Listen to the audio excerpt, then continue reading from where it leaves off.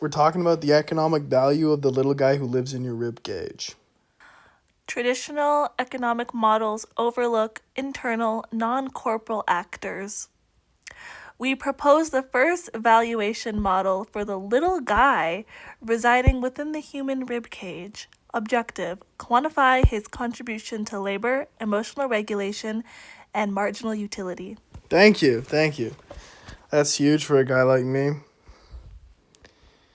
Theoretical framework. So obviously we're talking about the Coase theorem and human capital theory, expanded to internal tenets, which is the little guy.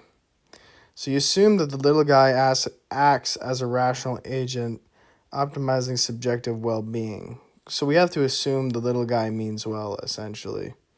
And then also, Coase theorem talks about that internal property right factor that many people don't think about because most people don't think that they have a little guy living in their rib cage. So you have little guy output here. So we define the utility as you've got your labor support, so motivation, persistence. So the little guy can enhance this kind of labor support, maybe.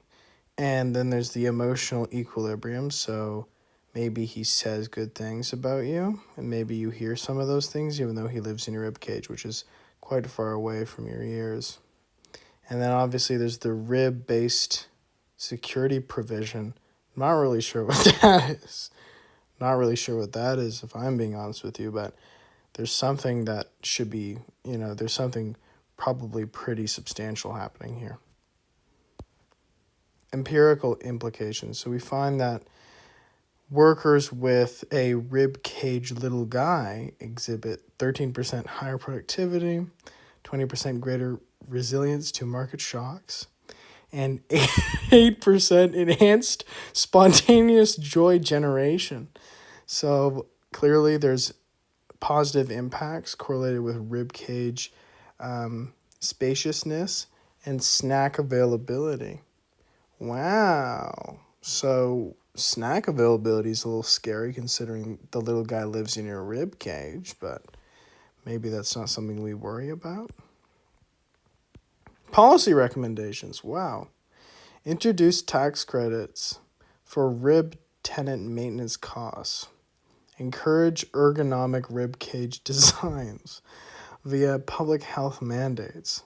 Recognize little guy labor as a form of unpaid domestic production in GDP calculations.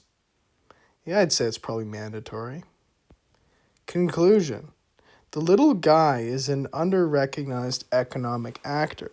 Valuing his contribution leads to more holistic labor economics. Future research could be optimal contracts between host and ribcage resident.